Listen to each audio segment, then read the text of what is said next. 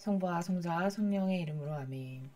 하늘을 우러러 사랑하는 하느님 아버지 뜻 안에서 스승이신 예수님과 도움이신 성령님과 사랑하는 성모님과 성요셉 아버지와 성미카엘 대천사와 하늘의 모든 거룩한 천사들과 성인들의 정고를 청하며 기도드립니다.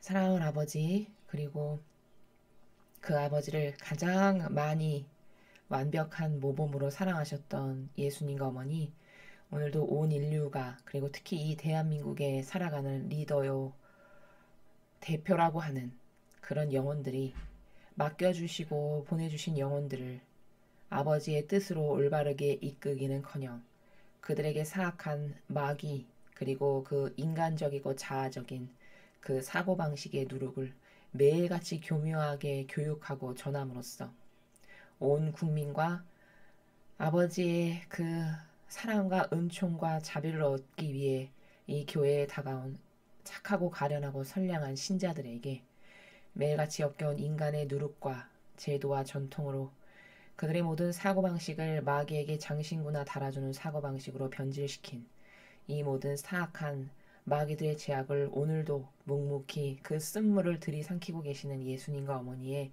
그 모든 고통에 저희 사명과 저희 십자가 사도직과 저희 제자들이 한마음 한뜻과 완전히 용해된 그 나라에서 배상과 보속을 드립니다. 예수님과 어머니, 그저 너무나도 미약하고 미비하고 두 분의 고통을 덜어드리기에는 너무나 발끝에 그 때만도 못한 그런 작은 고통이오나 부디 마음에 충분한 위로를 받으시옵기를 간절한 갈망으로 기도드립니다. 그리고 불쌍한 이 나라 국민들에게 아버지 보시기에 회개할 가능성이 있고, 그리고 아버지의 뜻 진리를 깨닫기를 간절히 원하시는, 아버지께서 용서하기를 원하시는 그런 모든 백성, 국민들을 예수님과 어머니 하나 되신 성심을 통해 아버지 뜻에 봉헌드리오니 아버지 그들의 사고방식과 정신과 마음을 차지하고 있는 진리가 아닌 그 기타 이외의 모든 사고방식이 다 악에서 비롯된 것임을 그들이 철저히 처절히 깨달아 어서 빨리 주님의 거룩하신 아버지의 그 뜻과 진리로 되돌아갈 수 있도록 아버지의 완벽하신 뜻과 거룩하신 진리가 이 나라를 다스릴 수 있는 그런 기준과 질서가 하루빨리 될 수 있기를 뜨거운 갈망과 열망으로 기도드리오니 예수님과 어머니 그날이 하루빨리 올 수 있도록 자비를 베풀어 주옵기를 간곡히 청원드립니다. 이 모든 기도 우리 주 그리스도를 통하여 비나이다. 아멘. 성부와 성자와 성령 이름으로 아멘.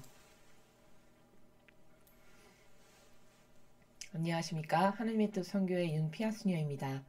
오늘도 아버지께서 우리에게 사랑하는 자녀들에게 가르쳐주고 계신 그 진리의 세계, 정말 배워도 배워도 끝이 없고 아무리 열정적으로 탐구하고 탐구해도 그 끝과 높이와 깊이와 넓이를 감히 헤아릴 수조차도 없어서 너무나 매력적인 그 퍼펙트함과 그 아름다움과 그 고결하심에 매료될 수밖에 없는 그 진리의 나라를 오늘도 함께 같이 공부해 보도록 하겠습니다.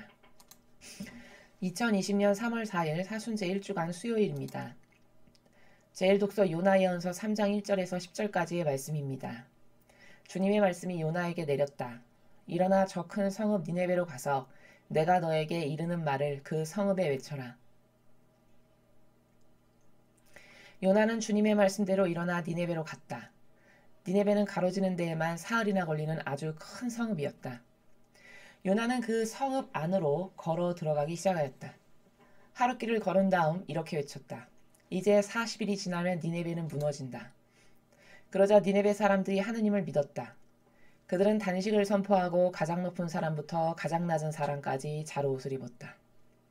이 소식이 니네베 임금에게 전해지자 그도 왕자에서 일어나 겉옷을 벗고 자루옷을 걸친 다음 잿더미 위에 앉았다. 그리고 그는 니네베에 이렇게 선포하였다. 임금과 대신들의 칙령에 따라 사람이든 짐승이든 소든 양이든 아무것도 맛보지 마라. 먹지도 말고 마시지도 마라. 사람이든 짐승이든 모두 자루옷을 걸치고 하느님께 힘껏 부르짖어라. 저마다 제 악한 길과 제 손에 놓인 폭행에서 돌아서야 한다. 하느님께서 다시 마음을 돌리시고 그 타오르는 진노를 거두실지 누가 아느냐. 그럼 우리가 멸망하지 않을 수도 있다. 하느님께서는 그들이 악한 길에서 돌아서는 모습을 보셨다. 그래서 하느님께서는 마음을 돌리시어 그들에게 내리겠다고 말씀하신 그 재앙을 내리지 않으셨다. 주님의 말씀입니다. 하느님 감사합니다. 네, 오늘 우리가 일독서를 지금 함께 보셨습니다. 너무나도 유명한 요나서죠. 이 일독서의 말씀을 한 번도 들어보지 않은 신자분은 아마 없으실 만큼 굉장히 보편적으로 천주교 신자라면 거의 다 알고 있는 그런 요나서의 말씀입니다.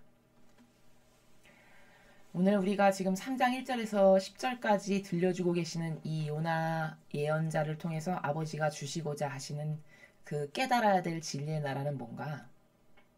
먼저는 이거를 알아야 됩니다. 물론 여기서 깨달아야 할 바가 한두 개가 아니죠. 이 인간의 미약하고 작고 좁아터진 그 지력으로 아버지의 위대하신 그 알파의 오메가를 다 다스리시는 그런 분의 정신세계의 나라를 감히 어떻게 다 이해할 수가 있겠습니까마는, 그럼에도 불구하고 여기서 꼭 반드시 알아야 되는 몇 가지가 있는데, 그 중에 첫 번째는, 자, 여러분 객관성을 가지고 잘 생각해 보십시오. 객관성이라는 것은 무슨 말이냐면, 나라는 존재, 나기 때문에 한없이 너그럽고 남의 잘못은 이렇게 얘기하지만 내 잘못은 이렇게 하는 것은 뭘까? 그게 나이기 때문인 거죠. 나라는 존재에 대해서 한없이 너그럽고 관대한 이런 인간의 취약점 때문에 정직할 수가 없는 겁니다, 인간이. 그런 나라는 것을 완전히 배제시킬 때만이 예수님과 성모님의 고결성으로 갈 수 있는 첫 번째 발이 바로 뭐냐? 나를 얼만큼 배제시키는가? 나와 관련된 것을 과연 그 속성적인 요소를 얼마나 몇 퍼센트나 배제시키고 제거시킬 수 있느냐에 따라 그 영혼이 고결한가, 고매한 인격인가, 훌륭한 인품을 지녔는가, 얼마큼 예수님과 성모님의 세계에 가까이 근접할 수 있고 도달할 수 있고 용해될 수 있는가. 이런 결정적인 것은 어디서 다 결정되냐? 과연 나를 얼마나 배제시키느냐. 이 첫 번째 작은 속성에서부터 결정이 납니다. 자, 이 말을 왜 드리느냐? 오늘 이 요나 예언서에서 우리가 첫 번째로 발견해야 될 가장 중요한 관점은 뭐냐? 이 니네베라고 하는 성읍에 사는 사람들에 대해서 우리가 알아야 됩니다. 자, 이 당시 이 니네베라는 곳에서 사는 사람들, 이 사람들이 어떤 속성을 가지고 있었던 사람들이냐면 잔악하기가 이를 데가 없는. 그래서 지금 요나 예언서 여기는 지금 3장이지만 앞에 부분에 요나가 하느님의 말씀을 단번에 듣질 않았죠. 그러니까 순종이 없었어요. 이 사람의 약점이. 그래서 하느님께서 벌써 니네베로 가서 이렇게 회개하라고 외쳐라 하면, 예 아버지 말씀하신 그대로 하겠습니다, 이렇게 했었어야 되는데 요나에게 그런 것이 없었죠. 이건 제가 두 번째로 또 말씀드릴 내용이긴 한데요. 아무튼 요나는 순종하지 않고 자신의 인간적인 판단으로 도망갔죠. 오히려. 그래서 어떤 고초를 겪었죠? 고래 뱃속에 들어가는 일을 겪었죠. 우리가 다 알고 있는 사실이죠. 그렇게 도망갔는데, 도망가서 어떤 배를 타고 이제 바다를 건너가고 있었는데 그 배에 뭐 파도가 엄청나게 세게 쳐서 뒤집어져서 죽기 직전이 되니까 선장이 여기 중에 누구 때문에 이런 일이 우리에게 있는 것인가. 그 시대는 신을 굉장히 두려워하는 존재적 사고방식이 누구에게나 있었던 그런 시대였기 때문에 도대체 누구 때문에 우리가 이런 일을 겪는가. 우리 제비뽑기를 해서 가려보자. 요나인 것이 밝혀졌어요. 그래서 나 때문에 이렇게 된 것이니 내 죄를 인정하고 내가 바닷속에 나를 던지시오. 그럼 이게 파도가 잔잔해질 거예요.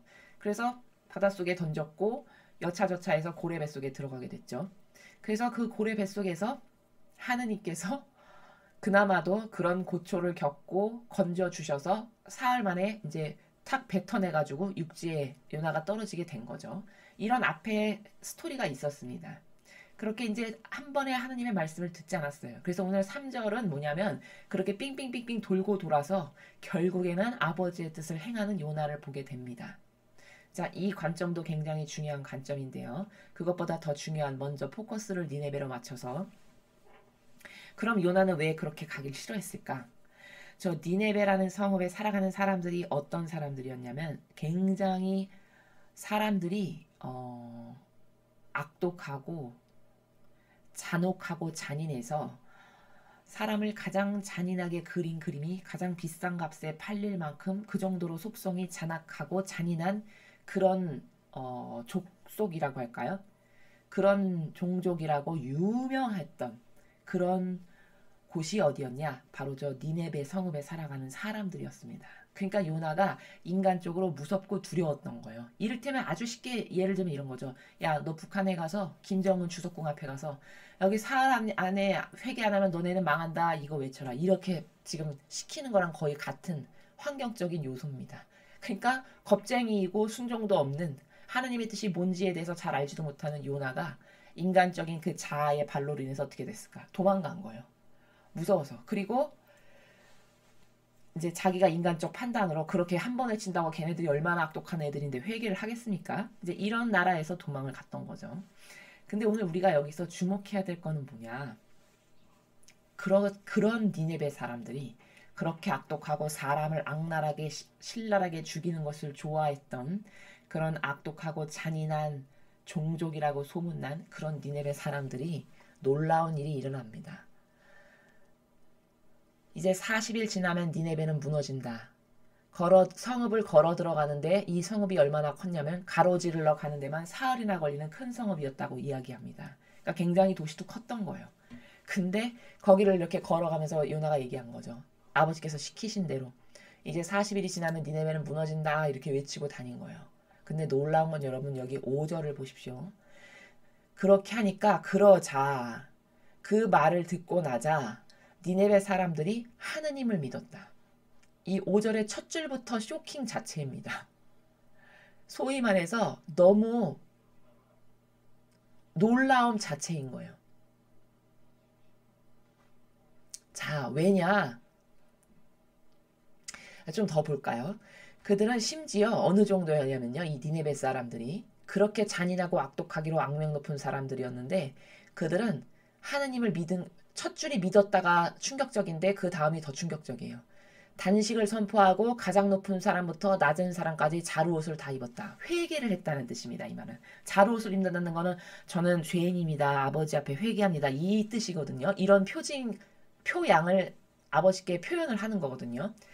가장 높은 사람부터 낮은 사람까지, 즉 이 말은 다시 표현하면 전 국민이 왕부터 가장 보잘것없는 하찮게 여기는 국민에 이르기까지 다 자로옷을 입었다는 뜻이에요. 6절을 보세요. 임금에게 이 말이 들어갔어요. 임금 귀에. 어떻게 됐죠? 바로 그 즉시 왕자이 일어나 겉옷을 벗고 자로옷을 걸친 다음에 스스로가 왕인데 자기가 잿더미 위에 앉았대요. 그리고 이 왕이 선포하는 걸 보십시오. 이 니네베 왕이 임금과 대신들의 칙령에 따라 사람이든 짐승이든 짐승까지도 포함시켰어요. 그건 뭐냐? 완전히 완벽하게 다. 소든 양이든 아무것도 맛보지 말아라. 먹지도 말고 마시지도 말아라. 단식을 하라는 얘기죠. 죄를 회개하는 마음과 정신의 나라에서 사람이든 짐승이든 모두 자로옷을 걸치고 하느님께 힘껏 부르짖어라. 힘껏 부르짖으래요. 회개하라 이거예요. 우리가 잘못한 것을. 저마다 제 악한 길과 제 손에 놓인 폭행에서 돌아서야 한다. 진짜 탁월합니다. 그러니까 뭐냐면 사람 눈으로 봤을 때 저 사람은 정말 잔인하고 악독하고 남을 맨날 괴롭히는 살인마, 악독한 사람이야. 이렇게 모두가 인간적으로 평가했던 그 종족이 너는 40일 이후면 니네는 다 망한다. 이렇게 한마디 하면서 그 동네를 지나갔는데 그 즉시 회개하고 자루옷을 입었다라는 거예요. 그럼 도대체 여기서 우리가 어떤 속성을 발견해야 되는 건가? 어떤 관점을 발견해야 되는 건가? 이 니네베 사람들이 잔혹하고 잔인하기는 했어도 예와 아니오가 분명한 사람들이었다. 이 속성을 하나 발견할 수 있습니다. 여러분 잘 생각해 보십시오. 보통 이렇게 단숨에 어떤 말을 들었으면 그렇구나 내가 진짜 잘못했구나 죄송합니다 이렇게 말할 수 있는 정직성을 가지려면 그 속성 자체가 즉 사고방식이 어떠해야 되냐 굉장히 간결하고 심플하고 깔끔하고 단순해야 돼요. 그래서 예와 아니오가 아주 분명한 이런 사고방식이 아니면 저렇게 누가 어디서 뭐 대단한 사람도 아니잖아요, 누나가. 겉에 봐봤자 뭐 아무런 특별한 점도 없는 사람이 그냥 회개하시오, 여기 40일 후면 망합니다, 이렇게 말 한마디 하고 지나간다라고 해서 왕부터 말단 그 국민 짐승에리까지 다 자루옷을 뒤집어 쓰고 회개할 수 있다?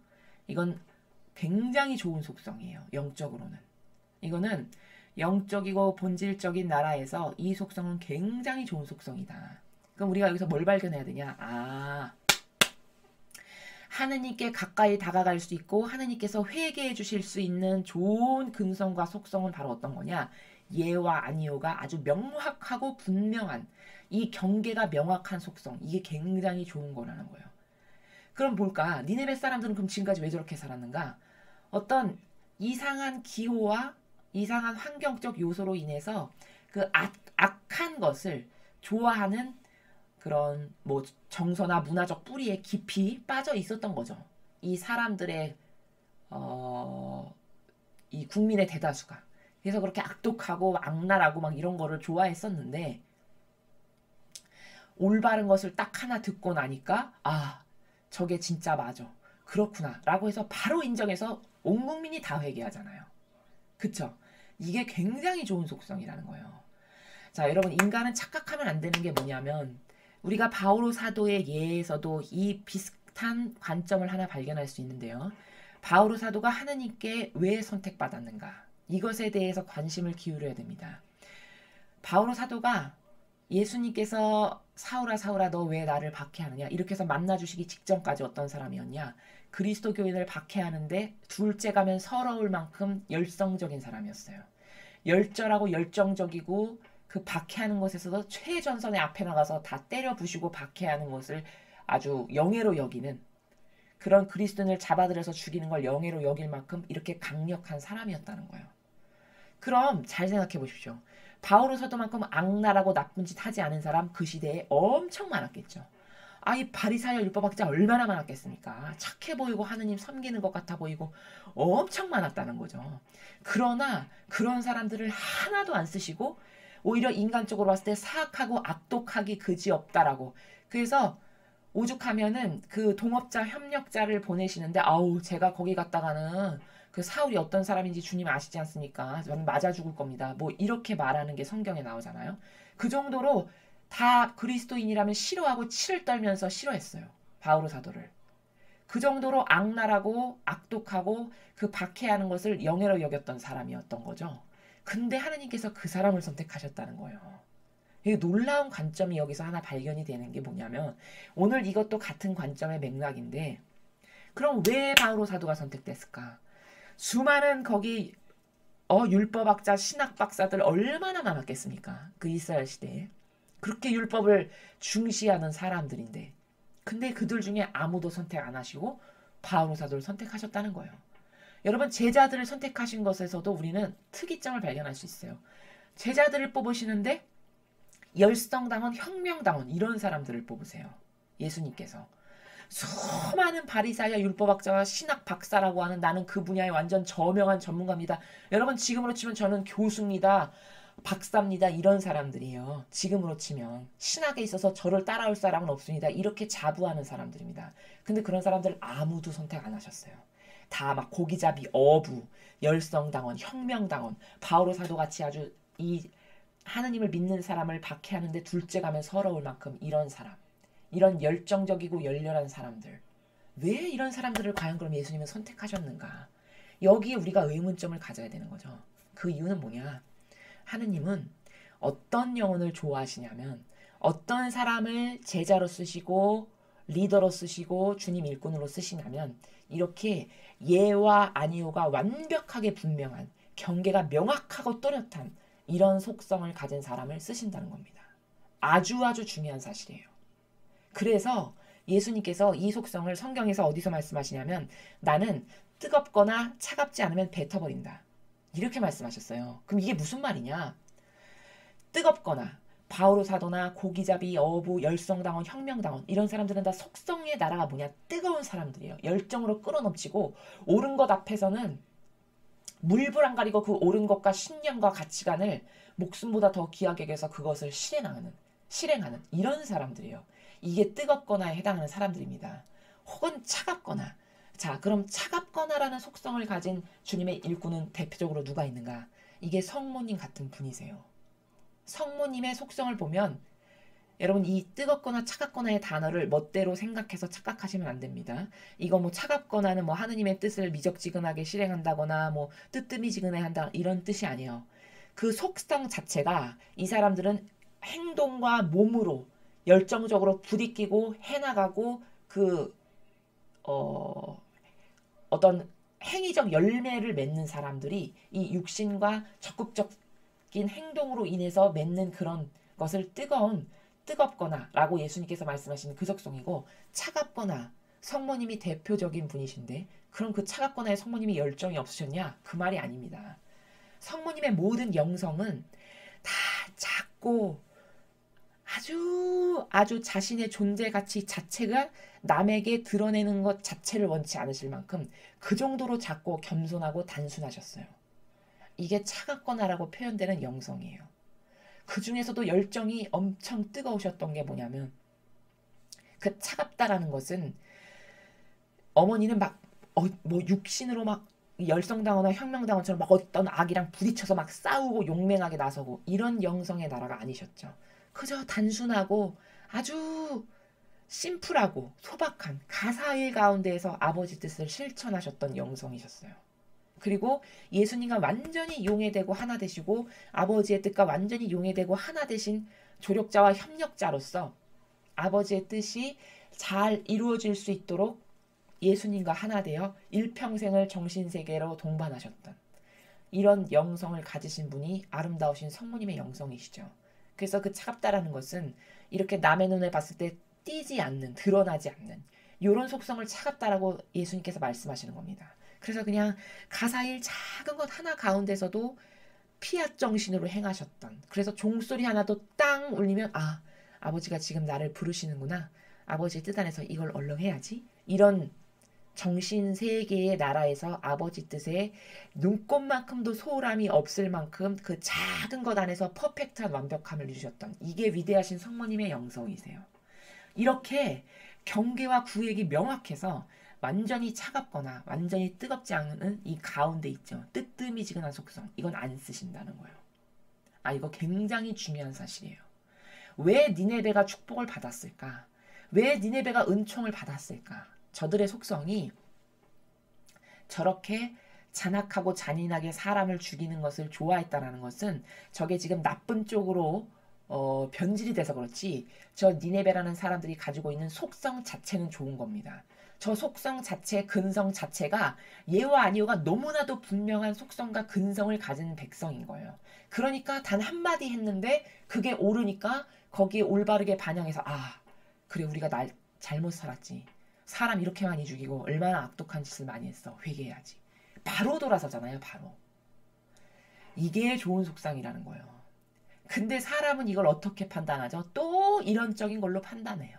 겉에 눈에 보이는 형상과 피상적인 것에 좌우쳐서 요나가 왜 사명을 한 번에 실행하지 않았냐? 바로 그런 자신의 인간적인 뜻의 함정에 빠진 거죠. 여러분, 북한 김정은한테 가서 너 지금 회개해라, 40일 지나면 너는 망한다, 여기 북한은 다 붕괴돼, 이 말 하라고 여러분에게 만약에 하느님 아버지께서 말씀하셨다.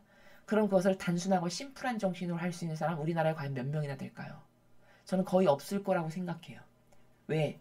이 시대가 어느 정도로 불행한 시대냐면, 유려하고 교묘한 속성을 가진 게 다 예수님께서 싫어하시는 이 가운데 뜨뜨미지근한 나라, 예도 아니고 아니오도 아닌 이 뜨뜨미지근한 나라가 다 유려하고 교묘한 속성을 가진 그런 사람들이거든요. 근데 우리나라는 너무나도 불행하게도 이제 수십 년이 지나면서 변질이 되기를 이 유려하고 교묘한 속성을 가진 뜨뜨미지근한 사람들을 착하다라고 생각해요.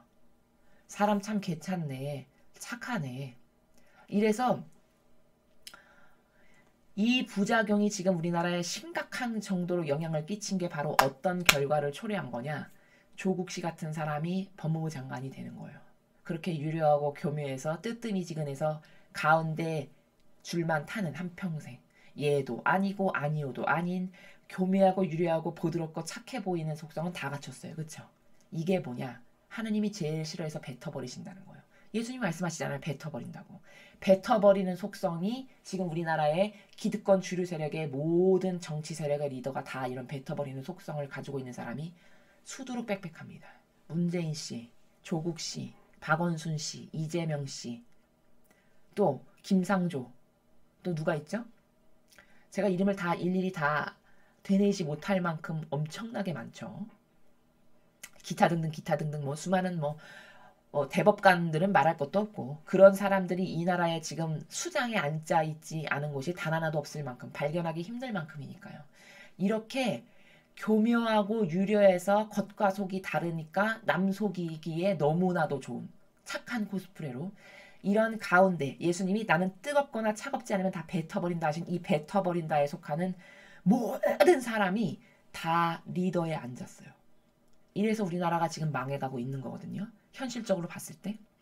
그런데 인간은 얼마나 멍청하고 아둔하냐면 요나랑 똑같은 거죠. 오늘 요나가 인간적인 판단으로 아버지께서 한 번 말씀하셨는데 듣지 않아서 고래 뱃속에도 들어가고 이런 엄청 효용과 가치가 떨어지는 질 떨어지는 이 짓을 많이 했어요. 이 앞에 전자에서. 그쵸? 여러분 이 요나서 오늘 3장 앞에를 좀 읽어보십시오. 1장이죠. 2장을. 어떤 질 떨어지는 짓을 했는지 요나가. 그러고 나서 겨우겨우 마지못해 오늘 지금 이 사명을 받들어서 하는 거예요. 이 내용의 문맥상의 흐름이. 그럼 뭘까? 이 인간적인 판단이라는 게 얼마나 어리석은가, 얼마나 안 맞는 나의 이상한 정신병적인 사고방식인가를 알아야 된다는 거죠.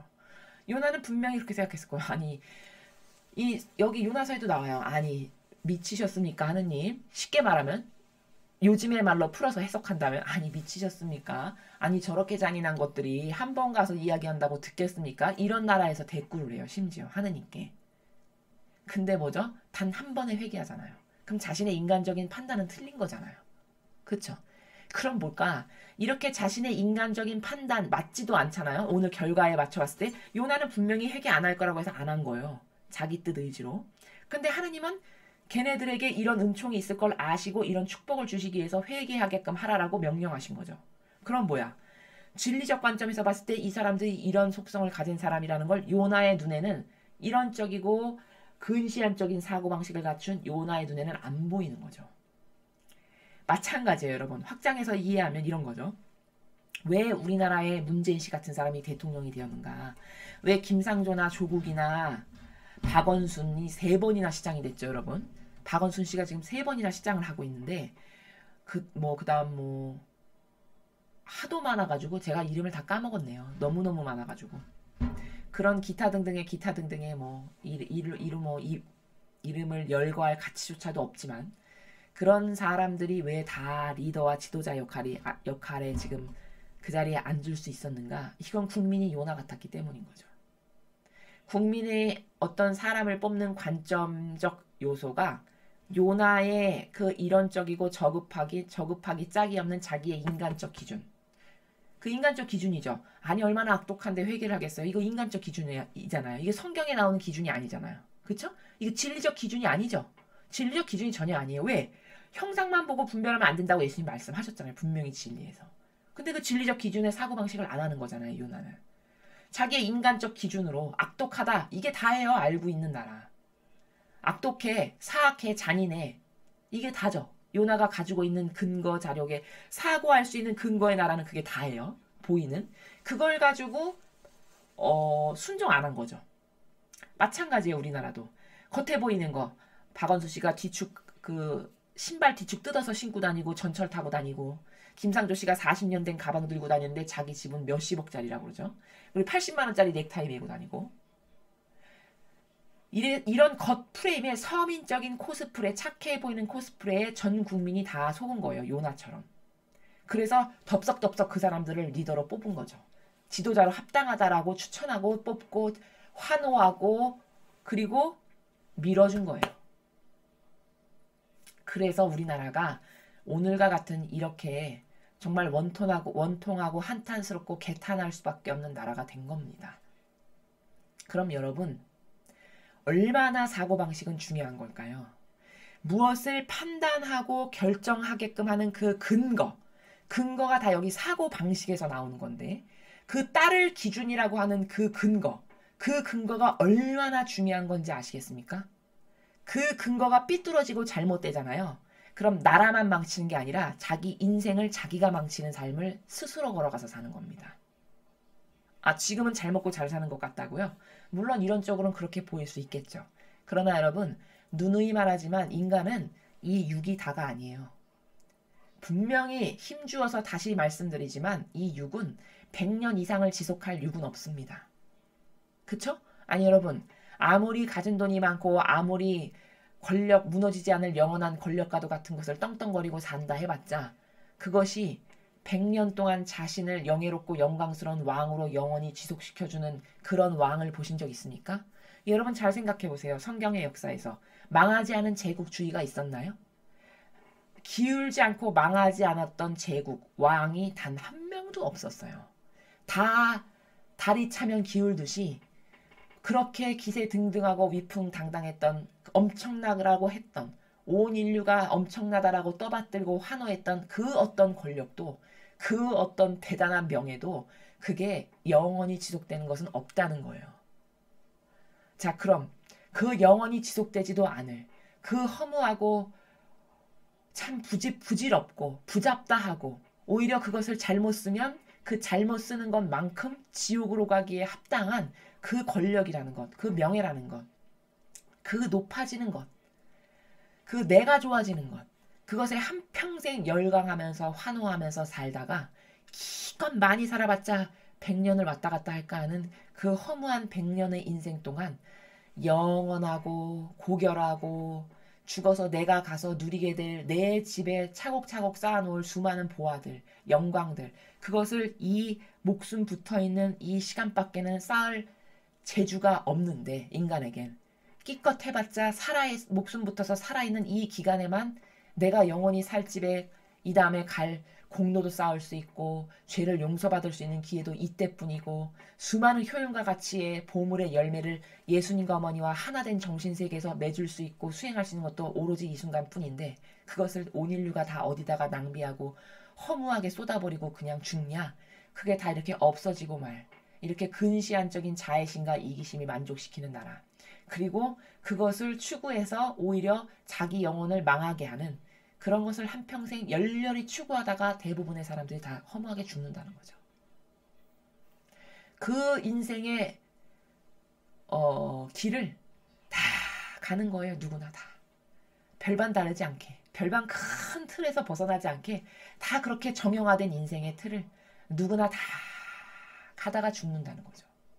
이게 얼마나 비능률적이고 비생산적이고 얼마나 원통할 일이며 얼마나 바보스러운 짓인가. 이것을 깨닫지를 못하는 거죠. 자, 여러분. 요나의 잘못을 지금 말씀드렸어요. 완전 인간적이었다는 사실. 인간적인 자기 기준과 잣대로 하느님의 뜻을 감히 판단 내려가지고 거역해서 결국 고래 뱃속에도 들어가고 수많은 역경과 고난 가운데 우여곡절 끝에 오늘과 같은 일을 억지로 지금 하고 있는 거예요. 이건 사명 수행에서도 빚도 안 되겠죠. 왜? 수많은 앞에 불순종으로 갉아먹은 게 있기 때문에 아무리 했다 한들 그 고결성의 정도가 빛이 될 만큼이 안 된다는 것은 바보가 아닌 다음에 다 알 수 있는 그런 사실입니다. 아무튼 간에 우여곡절 끝에 했어요. 아버지께서 말씀하신 일을. 그런데 더 놀라운 건 뭐냐? 자기는 얘네들은 절대 회개 안 할 애들이에요.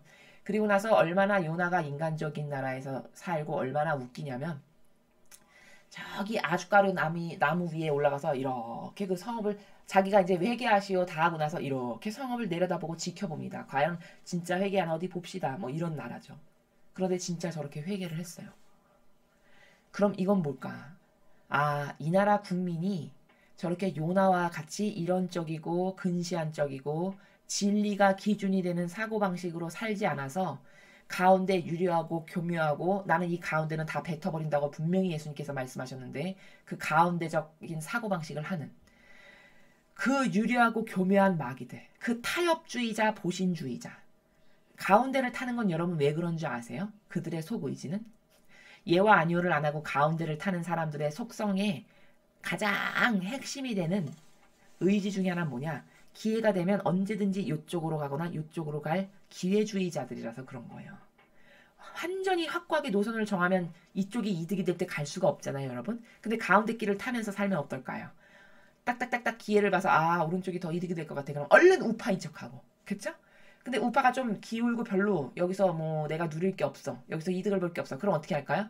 또 마치 중도였던 것처럼 다시 쓱 제자리로 와서 얼른 좌파 가서 좌파한테 뭐 얻어먹을 거 있는가 싶어서 거기 가서 하나 되고.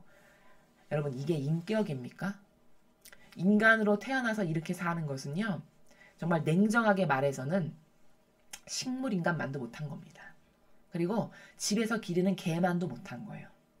개도 충직하고 근성 좋고 가문 있고 뼈대 있는 그런 진돗개 같이 족보 있는 개는요. 한 번 정해진 주인을 절대 변절하지 않아요. 이게 그 개만도 못한 속성인 거죠. 이런 개만도 못한 속성을 내가 가지고 살아가는데 그게 하나도 창피하지가 않고 부끄럽지도 않고 양심의 가책도 못 느끼는 게 이 나라의 지도자라는 사람들의 수준이에요. 이해가 되시죠? 얼마나 저급한지.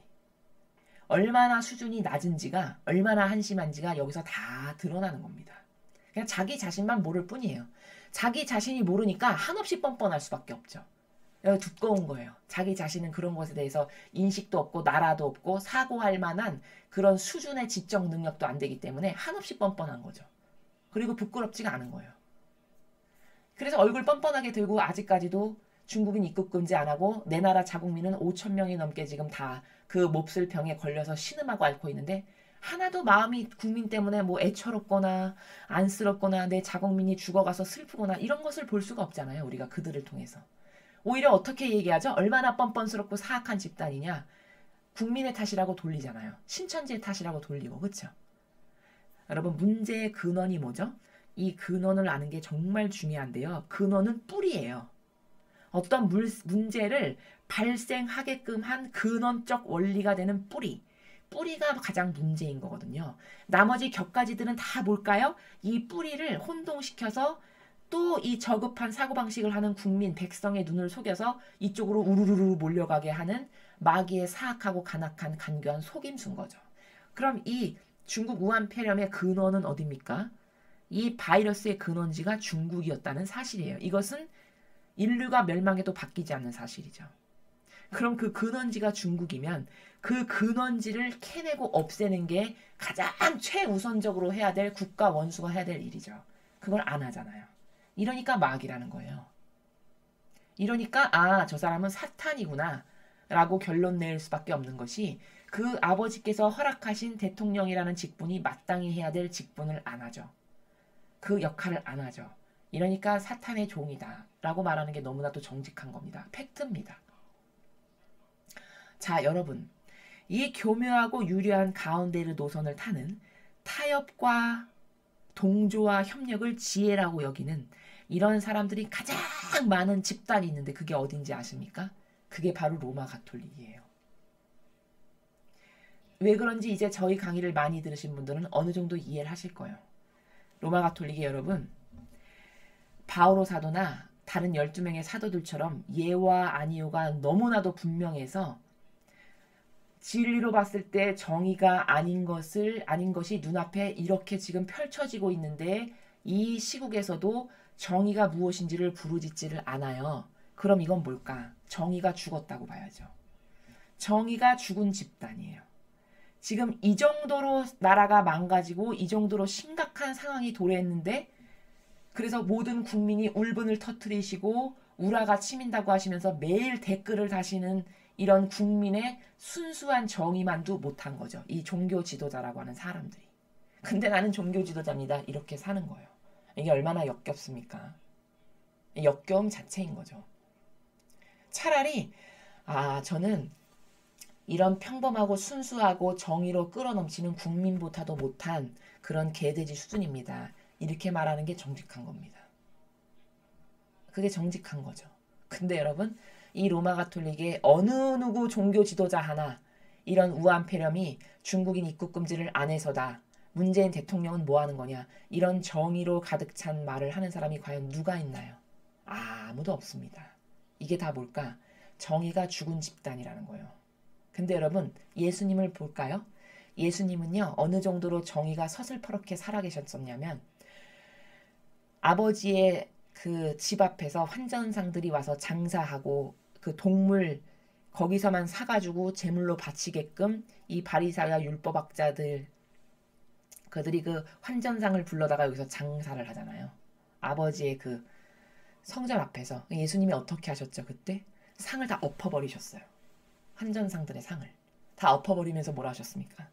내 아버지의 기도하는 집을 장사하는 곳으로 만들지 마라. 이러면서 다 뒤집어 엎으셨어요. 이게 뭘까? 이게 진리 안에서 번뜩이는 정의예요. 어떤 따라야 될 명확한 기준과 절대성과 유일성의 경계가 분명히 있어가지고 이 경계에서 넘어가면 이건 악이다라고 하는 그 사고방식이 발휘돼서 이것은 내 아버지의 집은 반드시 기도하는 집이어야 되고 모든 백성이 여기 와서 아버지께 자비를 청하고 위로를 받고 이래야 하는 곳인데 여기서 이득을 남기는 장사를 해먹어. 이것은 안 될 일이다라는 그 기준 때문에 대노하시면서 환전상의 상들을 다 엎어버리신 거예요. 이게 정의예요. 이게 정의.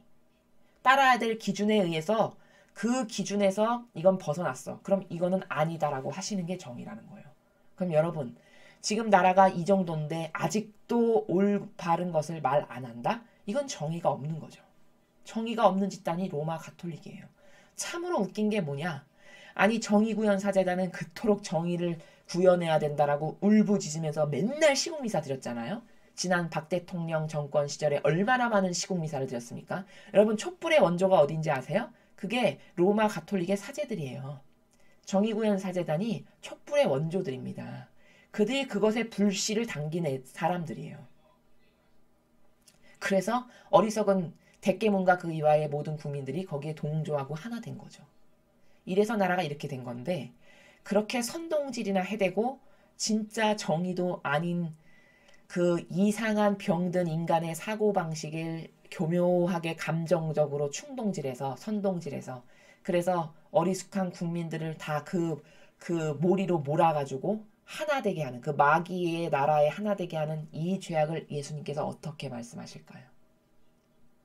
이것은 성경의 바리새와 율법학자들을 단죄하신 부분이 굉장히 많은데 다 똑같은 세력이기 때문에 그들을 단죄하신 것 아마 지금은 더 교묘하고 유려하고 사악하기 때문에 그 시대에 단죄하신 것 이상의 기준이 되어야 합리적인 거겠죠. 이런 거예요. 아니 국민의 목숨이 지금 30명이 넘게 돌아가셨는데 너무나도 이 로마 가톨릭은 앞뒤가 안 맞는 게 자연보호, 생명보호 운동 그런 건 그렇게 열심히 하면서 국민의 생명은 자연보호, 생명보호, 인권 존중 뭐 이런 것보다 못해서 가만히 계시는 겁니까? 왜 아무런 말씀도 안 하고 왜 정의로 부르짖지를 않으세요? 그건 뭘까? 이 세력의 사악한 의지는 나라가 이렇게 망하는 게 잘 되어가고 있다는 것을 반증하는 거구나. 그렇지 않습니까? 그렇잖아요. 왜? 열매를 보면 그들의 의지를 알 수 있다 하셨으니까. 열매가 그렇잖아요. 맺은 열매가. 아니 그렇게 도룡뇽 보호해야 되고 환경 보호에 대해서 못도 하지 마라 못도 하지 마라 나라에 유익이 되는 무슨 사업도 하지 마라 무슨 사업도 하지 마라 도룡뇽 보호해야 된다라고 하는 그 스님 어디 가셨나요? 우리 인간의 목숨이 그럼 그 도룡뇽 보호만도 못해서 지금은 가만히 침묵하고 계신 거예요? 이게 다 뭐냐 그런 시민보호, 자연보호, 인권보호 단체들이 충동질하기 위해서 급속하게 만들어진 이 박원순 씨나 이런 사람들을 보호하는 비호 세력이라는 게 여기서 다 드러나는 거예요. 그들이 진짜 마음이 우러나고 진실로 자연을 보호하고 생명을 사랑해서 한 게 아니라는 것이 지금과 같이 이렇게 심각한 현실에 다 침묵하고 입 다물고 있다라는 그들이 맺은 열매를 통해서 이 사람들은 다 가짜구나. 이 사람들은 선동꾼이었구나. 국민을 속이는 나라를 망하게 하기 위한 목적으로 하나 된 이게 다 입증되는 겁니다. 이 로마 가톨릭이 그것의 주범이에요.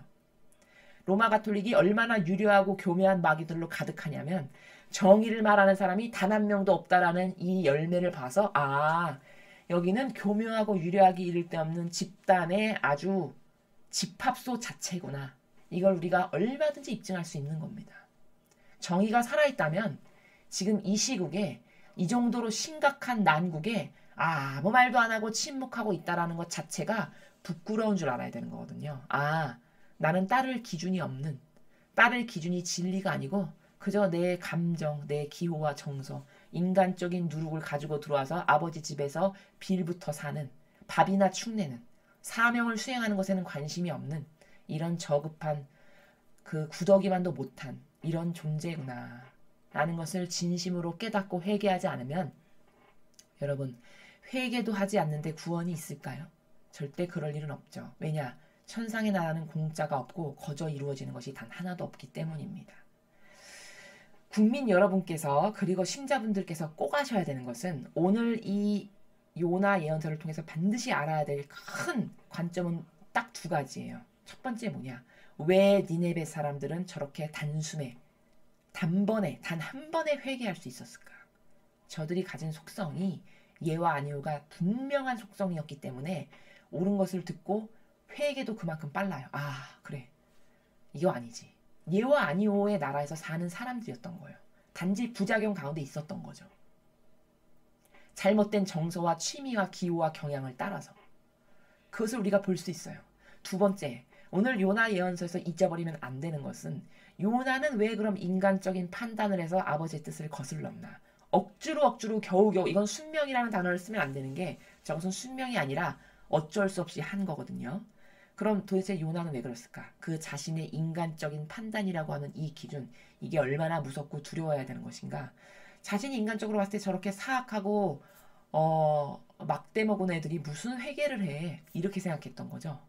자, 그럼 이 나라에 살아가는 수많은 국민 여러분이 왜 문재인 씨를 뽑았고 왜 이런 조국과 같은 사람들에게 연호하고 환호하고 열광할까요?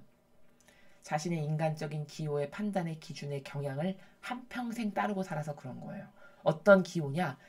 교묘하고 유려하고 착해 보이고 서민적 코스프레 하는 것을 진짜 착하고 진짜 훌륭한 사람이라고 착각하는 거죠. 그래서 겉에 보이는 형상 이코르 그 사람의 인격 이렇게 생각하는 거예요. 이게 얼마나 어리석은 사고방식인가. 아니 그 말이 맞다면 오늘 니네베 사람은 회개하면 안 되는 거죠. 저렇게 악독하고 저렇게 악랄하고 사람 가장 잔인하게 죽인 그림이 가장 고가에 팔릴 만큼 그 정도로 악랄한 사람들이었는데 단번에 회개를 했다. 그럼 뭘까? 아 이게 겉에 보이는 형상을 가지고 사람을 판단해서 분별한다는 게 얼마나 어리석고 멍청한 건가. 이걸 철저히 깨달아야 된다는 거죠. 세 번째로 알아야 될 관점을 말씀드리면 이겁니다. 자, 수많은 이스라엘 백성이 있었어요. 근데 항상 은총받은 건 저렇게 이방인들이었어요. 자, 잘 생각해 보십시오. 니네베 사람들이 저렇게 단번에 회개해서 아버지께서 내려치시려고 하는데 거두시잖아요. 오죽하면. 회개를 철저하게 하니까. 그쵸? 저 니네베 사람들. 그리고 여러분 성경에 라만 장군이라고 있습니다. 그 피부병을 앓았던 하느님을 모르던 이방인의 장수였어요. 근데 그 사람 그 나아만 장군 말고도 이스라엘의 그 시대에 피부병 앓던 사람이 엄청 많았는데 왜 나아만 장군에게 그런 은총이 내렸는가? 그 다음 사립다 여인을 보십시오. 사립다 여인이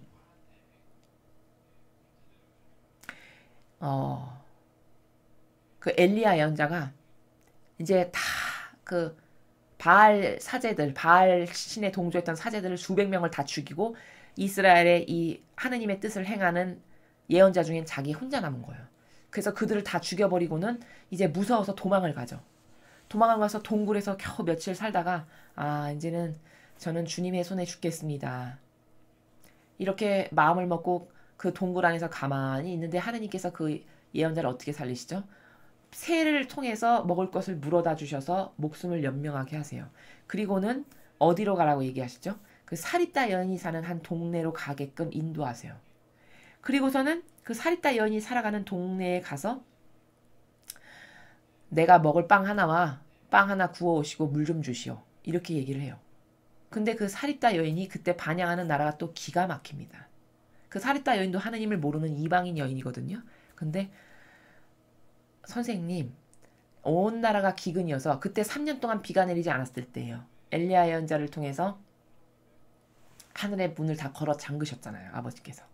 그래서 기근이 들어서 말도 못해요. 먹을 게 하나도 없을 때예요. 그 가난하게 사는 한 여인이니 얼마나 가난하고 먹을 게 없겠습니까? 그러니까 그렇게 구호를 하니까 선생님 제가 지금 밀가루가 요만큼 남아 있어가지고 그걸로 그냥 빵이나 한 톨 구워 먹고 제 아들하고 죽을 작정이었습니다. 먹을 게 하나도 없어서. 근데 선생님께서 그걸 구워오라고 하시니까 제가 구워다 드릴게요. 하고 그 알지도 못하는 그 예언자 말 한마디 그냥 구워다 달라고 하니까 그 사람 말에 순종해서 가서 구워다 줘요. 그 살다 여인이. 그래서 그것을 보시고 하느님께서 축복하셔가지고 이 사립다 여인의 집에 그 다음날부터 밀가루가 영원히 떨어지지 않게 축복하십니다. 자, 이런 케이스. 자, 이거 다 뭐냐? 다 하느님을 몰랐던, 하느님을 믿지 않는 이방인들이거든요. 그런데 오히려 율법학자와 바리사이들 중에 축복받은 사람은 단 한 명도 없었고 다 이런 이방인들이 축복을 받았어요. 하느님의 은총을 받았습니다. 도대체 이건 왜 그럴까? 이건 뭐가 다른 것인가? 그토록 이스라엘 백성도 많았을 텐데 선민이라고 하실 만큼 선택하신 백성인데 그 이스라엘 백성에게는 이런 개별적 축복이 거의 내리지 않고 이런 아버지를 알지도 못하는 이런 이방인들에게 축복이 내렸다는 거예요. 이건 뭐냐?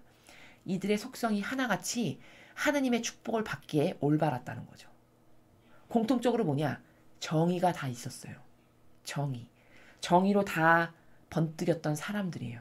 나만 장군도 살다 여인도 오늘 저런 니네베 사람들도 다 따라야 될 기준과 명확한 정의가 있었던 거예요.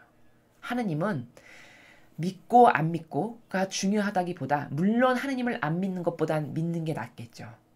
그러나 그것보다 더 중요한 건 뭐냐? 어떤 속성을 가지고 있느냐예요. 인간의 속성이. 과연 어떤 마음의 근본 자세가 되어 있는가. 그걸 보시고 축복하시는 것이지 세례받았다 해서 성당 다닌다 해서 축복 주시는 게 아닙니다. 하느님은 그 정도로 공정하신 거예요. 너무나 합당하고 타당한 거죠. 이게 지금 제가 세 번째로 드릴 말씀의 나라예요. 그래서 오늘 우리가 요나 예언서를 통해서 이것 말고도 배울 게 엄청 많지만 중요한 것만 말씀드리면 왜 니네베 사람들이 축복을 받았는가에 대해서 알아야 된다는 거죠. 왜 이방인인 니네베나 라만 장군이나 사립다 여인이나 이런 사람들이 하나같이 다 하느님의 은총을 받았는가. 이들이 가지고 있는 속성이 올바라서다. 정의로 무장이 되어 있고 예와 아니오가 분명한 사람들이었다. 두 번째, 요나가 왜 하느님의 일을 순명으로 못했는가? 그 인간적 사고방식이 엄청난 악이라는 것. 이 영혼을 망하게 하고 빛을 바래게 하고 질 떨어지게 하는 건 다 뭐냐? 자기가 가지고 있는 이상한 기준이 인간적인 사고방식으로 무엇을 행하면 다 요나처럼 된다는 것. 이 국민이 왜 문재인 씨를 대통령으로 뽑았냐? 인간적 사고방식으로 겉에 보이는 형상, 서민 코스프레 착해 보이는 거, 유려하고 교묘한 친절한 말투, 제스처, 처신 이것에 완전히 속아가지고 이코르 그 사람의 인격으로 생각해서 이런 마귀에 충직한 종인 사람들을 다 우리가 뽑았다는 것. 이래서 나라가 망해가고 있다는 것. 그러니 인간적 자기 기준이 얼마나 저주받아야 될 것인가. 이걸 알아야 된다는 거죠. 그리고 기타 등등의 많은 이런 나라들을 오늘 우리가 요나 예언서를 통해서 발견할 수 있는데 여기서 잊지 않으셔야 될 것은 뭐냐?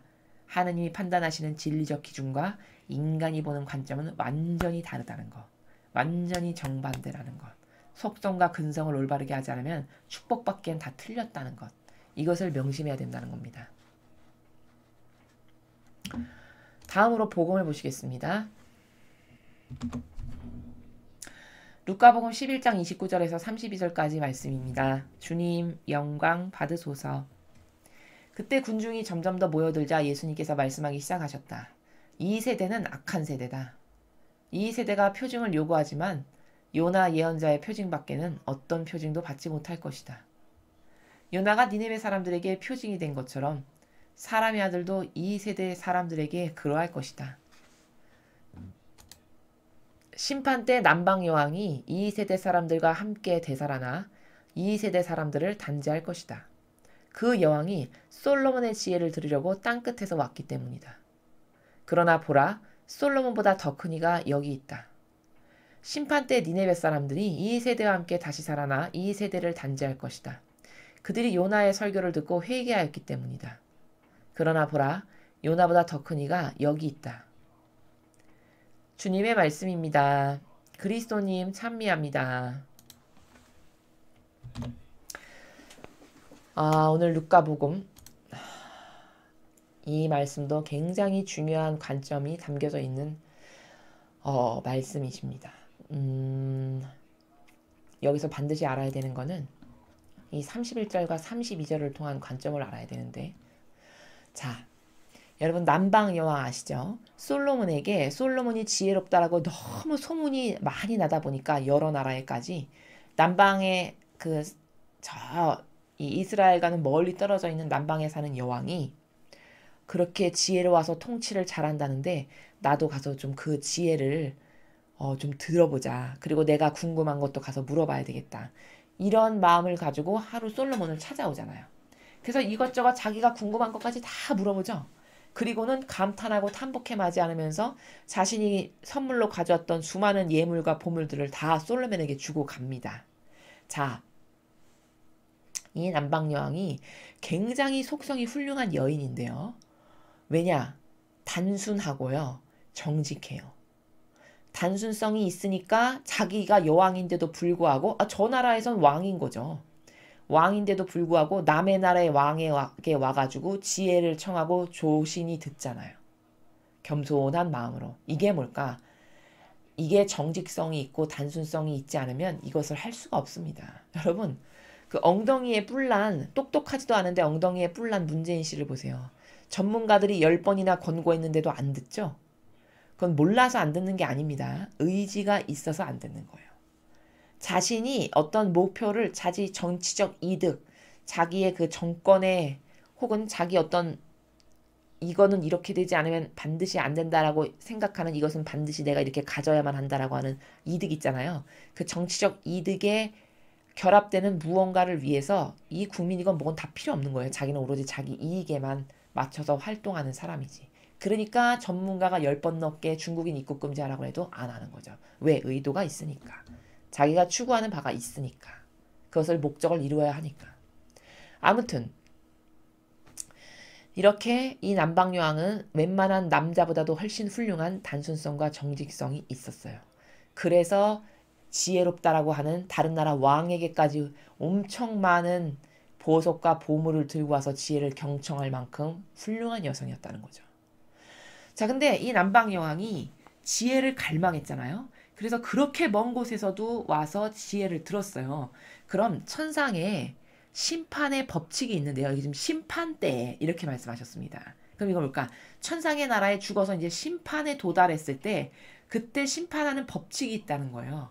근데 그 법칙이 뭐냐? 어떤 사람이 지혜를 너무 뜨겁게 갈망해서 사실적으로 와서 지혜를 들었어. 그것으로 열매를 맺었어. 그럼 죽은 다음에 지혜를 갈망하지 않은, 즉 진리를 원하고 갈망하지 않았던, 아버지의 뜻을 원하거나 갈망하지 않았던 수많은 사람들을 단죄하고 판결하기에 누구에게 권한이 있냐? 이 지혜를 갈망한 사람에게 권한이 있다는 거예요. 그래서 뭘까요? 심판 때 남방여왕이 2세대 사람들과 함께 되살아나 2세대 사람들을 단죄할 거다. 단죄할 거다라고 말씀하시잖아요.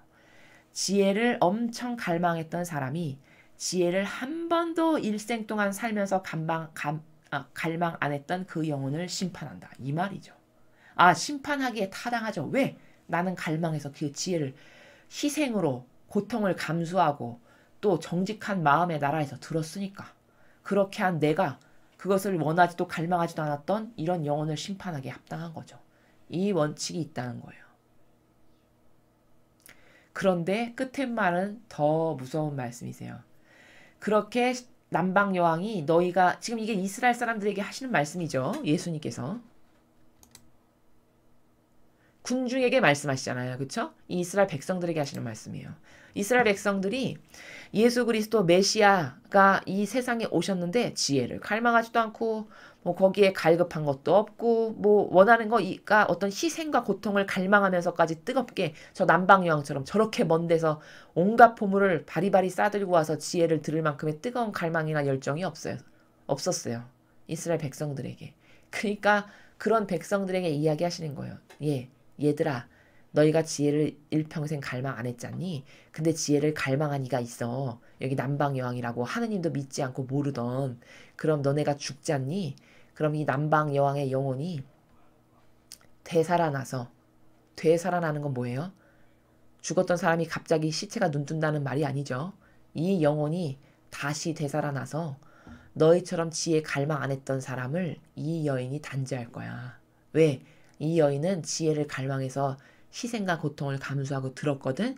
그러니까 갈망 안 한 너희를 단죄하기 합당하지. 이 말씀이죠. 근데 얘들아, 더 웃기는 건 뭔 줄 아니? 그러나 보라, 솔로몬보다 더 큰 이가 여기 있다. 솔로몬보다 더 큰 이는 누굴까요? 예수님 자신을 두고 하신 말씀이세요. 너희는 솔로몬보다도 더 지혜롭고 지혜 자체요 그 근원이신 지혜요 슬기요 아버지의 뜻이요 사랑이요 자비요 다스림이요 이런 모든 것의 근원이신 지혜 자체이신 분이 옆에 있는데도 너네는 하나도 갈망 안 하잖니. 보라, 솔로몬보다 더 큰 이가 여기에 있단다. 그런데 너희는 하나도 갈망 안 했잖니. 쟤는 내가 아닌 솔로몬을 보고도 그렇게 감동받아서 와서 갈망해서 들었는데, 그러니 너희 같은 죄인을 갈망해서 들은 사람이 판결하기에 합당하지 뭐니. 이 말씀이죠. 정확한 겁니다. 32절 똑같은 말씀이세요. 앞에 지금 우리가 니네베 사람들에 대해서 배웠죠. 니네베 사람들이 이 바리사이나 율법학자나 이스라엘 백성들을 단죄할 거라는 거예요. 왜? 니네베 사람들은 단번에 회개했죠. 회개하시오 40일 되면 무너집니다. 이렇게 얘기했잖아요. 근데 그 말 한마디 듣고 다 왕부터 저 짐승 동물에 이르기까지 회개했잖아요. 그쵸? 그럼 회개했으니까 회개한 사람이 회개하지 않은 사람을 단죄하기에 합당하고 타당하죠. 그래서 이스라엘 백성 바리새인 율법학자 너희들은 생전가야 회개 안 하잖니? 아버지 뜻을 얼마나 역겹게 거역하는 존재인지들을 너희가 인정을 안 하잖아. 회개를 안 하잖아. 그러니까 회개한 니네베 사람들이 너희를 단죄할 거다. 이 말씀입니다.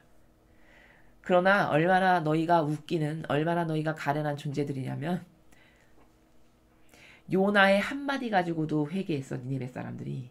근데 나는 요나보다 더 큰 이자니? 왜?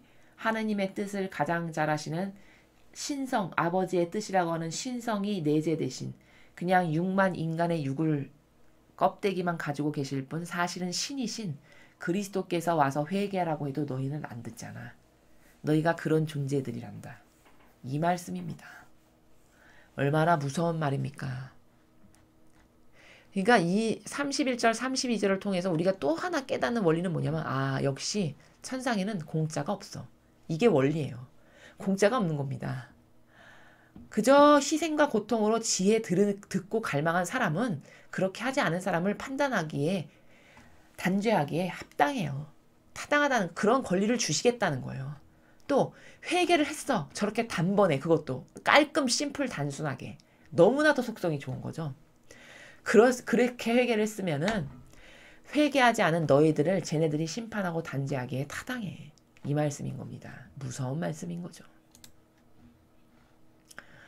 그래서 이 이스라엘 백성들이 얼마나 참 완고한 사람들이었는지를 이 전체 문장을 통해서 우리가 알 수 있는 게 군중이 모여들었는데 예수님이 하신 말씀의 이 나라를 보십시오. 이 이스라엘 백성이 얼마나 마음이 완고하고 옹졸한 사람들이었는지를.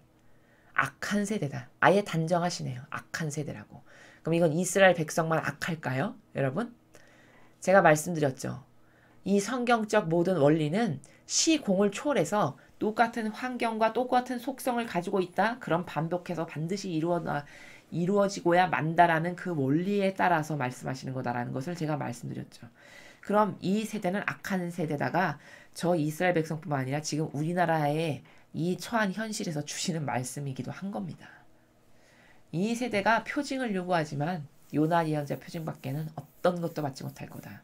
저 이스라엘 백성들이 얼마나 완고하고 사고방식이 병든 사람들이었냐면 예수님이 기적을 안 행하신 것도 아니잖아요. 그쵸?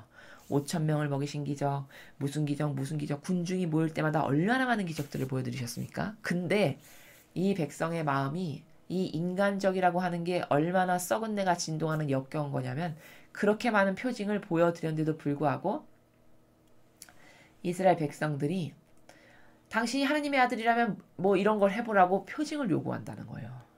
이게 얼마나 모욕을 드리는 건지 아십니까 여러분? 모욕과 역겨움과 치욕을 끊임없이 성심에 드리는 거죠. 그래서 이런 내가 그런 기적을 안 보였냐? 그것도 아니잖아요. 그렇죠? 예수님의 자비하신 사랑이 다 보여줄 건 다 보여주신 거예요. 배려를 하시고 사랑으로 돌보시고 근데도 끊임없이 표징을 요구해. 그럼 너희는 어떻게 될 건가? 요나 예언자 표징밖에 못 받는다. 그럼 요나 예언자의 표징이 도대체 무슨 말입니까? 회개하시오. 40일 후에 여기 무너집니다. 이것밖에는 너도 더 이상 나에게로부터 들을 말이 없다. 이 말씀이죠. 요나가 니네베 사람들에게 표징이 된 것처럼 사람의 아들도 이 세대 사람들에게 그럴 거다. 요나가 표징이었죠. 니네베 사람들에게. 망한다라고 깨닫게 한 표징. 마찬가지로 너도 나에게 어떤 대단한 기적을 맨날 요구해서 그것을 보이라고 하지 않니? 나는 이미 너희에게 보일 걸 다 보였고 깨닫게 할 걸 다 말했어. 믿지 않는 건 너희의 악한 자아지. 내가 그 자아에게 계속 양식을 대어주진 않을 거란다. 그러니 너희에게는 이제 니네베 사람들한테 요나가 회개하시오 이렇게 해서 그 표징이 된 것처럼 나도 이제 너희들에게 줄 것은 그것밖에 없어. 뭐? 회개하여라. 하느님의 나라가 가까이 왔다. 이제 그것밖에 없다는 거예요. 이 완악한 인간의 마음, 완고한 인간의 마음, 교만하기 이를 데 없는 자만으로 똘똘 뭉친 이런 인간의 마음에 더 이상 응대를 안 하시는 거죠. 그리고서는 심판을 받을 때 너가 이런 반향을 했잖니? 그럼 너보다는 탁월한 이런 반향을 한 이 사람이 너를 심판할 거야. 여러분 같은 나라가 성경에 어디 나오죠? 하느님 아버지께서 이렇게 말씀하시죠. 율법학자 바리새인들한테 예수님께서 너희를 심판하고 단죄할 사람은 모세다. 이렇게 말씀하십니다. 그쵸? 바로 똑같은 나라예요. 왜? 모세가 아버지의 뜻을 전하기를 열성적으로 전했고 하나님의 뜻을 이루어드리기를 그 백성을 그 하나님의 뜻으로 이끌기를 한평생 열심히 했던 사람이에요. 그럼 그렇게 열심히 했던 사람이 너희 같은 율법학자 바리사이들 겉으로만 하나님이 행하는 척하고 속으로는 사악한 뱀으로 가득해서 겉과 속이 다른 위선자들 아버지의 뜻을 사실은 행하지 않은 너희들을 단죄하기에는 모세가 가장 단죄할 자격이 있다. 이게 같은 나라지 뭡니까? 그래서 오늘 이 복음에서도 굉장히 중요한 그 원리, 다스림의 원리, 아버지께서 다스리시는 심판 때 어떻게 심판하실 것인가 하는 그 원리를 우리가 지금 배웠습니다. 예, 오늘도 우리는 요나 예언서를 통해서 참 많은 관점을 배웠죠. 또 복음을 통해서도 그 심판 때 단죄 받을 때 올바르게 아버지께 반향드린 요 속성의 사람이 네가 올바르게 반향하지 않았기 때문에 너를 단죄할 거다. 그 원리로 말씀을 하셨어요. 같은 원리가 바리사 율법학자들에게 너희를 단죄하는 것은 내가 아니라 모세다. 이 말이 뭘까? 아버지의 뜻을 열심히 행한 사람이 아버지 뜻을 행하지 않고 교묘하고 사악하고 유려한 위선자로 살았던 너희를 단죄하기에 타당하다. 이 말씀입니다. 너무나도 명확해서 감탄이 나올 만큼이죠. 여러분 너무 완벽해서. 하나님의 다스림이 그 정도로 완벽하신 거예요. 요나 예언서를 통해서 우리나라 국민이 성도들이 더 이상 속아선 안 되는 건 뭐냐? 요나가 아버지의 뜻을 이루는데 굉장히 질떨어지는 행동을 했어요. 단번에 순종하지 않고 여러 번 도망다니다가 겨우 어쩔 수 없이 한 그런 거거든요. 그럼 왜 그럴까? 자신의 인간적인 사고방식으로 판단하고 단정짓고 결론 내린 거예요. 저렇게 악독하고 사악한데 내가 말 한마디 한다고 회개를 합니까? 이렇게 결론 내린 거죠. 근데 제가 말씀드렸죠. 예와 아니오를 가진 이 양단의 속성이 하느님께서 일꾼으로 쓰시는 그리고 하느님이 좋은 속성이다라고 결론 지으시는 사람들이에요. 이 가운데 교묘하고 유려하고 부드럽고 기회주의자, 타협주의자여서 언제든지 양쪽으로 변질될 수 있는 이런 속성은 사실 뱉어버린다 하셨어요. 안 쓰신다는 거죠. 저주받은 영혼들이란 뜻이에요. 그러니 여러분 이거를 깨달으면 이 로마 가톨릭과 이 문재인 씨가 얼마나 여기에 속한 영혼들인지 이제 보이십니까? 예도 아니요도 분명히 할 수 없는 그래서 나라가 이 지경인데도 정의로 울부짖지 않는 건 왜 그럴까? 예와 아니요에 나라서 살지 않는다는 명백한 증거입니다. 나는 교묘하고 유려하고 남을 착해 보이는 걸로 속이는 마귀예요. 그래서 시국 이렇게 나라 잘 돌아갈 때는 도룡뇽 보호하자고 가서 집회하고 데모하고 노랑 리본 달고 세월호 억울하게 죽은 학생들 살려내라고 데모하고 이런 나라의 분란만을 조장하는 그런 마귀입니다. 근데 진짜 지금 정의가 필요하잖아요. 아버지의 뜻 안에서 봤을 때 이건 명백한 위선이고 거짓이고 악으로 가득한 정권인데도 하나도 잘못됐다라는 말을 안 하죠. 이게 다 뭘까? 정의가 이미 죽었다는 거죠. 즉 나는 이런 양극단에 속한 그런 사람이 아니에요. 나는 교묘하고 유려하고 착해 보이는 것으로 남 속이는 마귀입니다. 이걸 자기 스스로가 입증한다라는 사실을 깨닫지를 못하는 거죠. 사랑하는 성도 여러분, 그리고 사랑하는 애국시민 여러분, 더 이상은 속으면 안 됩니다. 우리가 3년 넘는 시간을 속았기 때문에 오늘날의 나라가 이 지경이 된 거거든요. 이제 겉에 보이는 것으로 어떤 사람의 말 있죠. 그럴듯한 말. 그것에 의해서 무엇을 판단하고 결정하는 것, 이런 위험한 짓을 더 이상은 하면 안 됩니다. 그 사람이 맺은 열매를 통해서 확고부동한 누구도 인정할 수밖에 없는 열매를 통해서 이 사람이 어떤 사람인지를 분별하셔서 이번 다가오는 선거에서 누가 그래도 예수님과 성모님의 가지신 속성을 좀 닮았는가, 이런 관점에서 훌륭한 일꾼을 뽑으시기를 바라겠습니다. 이상으로 2020년 3월 4일 사순 제1주간 수요일 복음의서를 마치겠습니다. 감사합니다.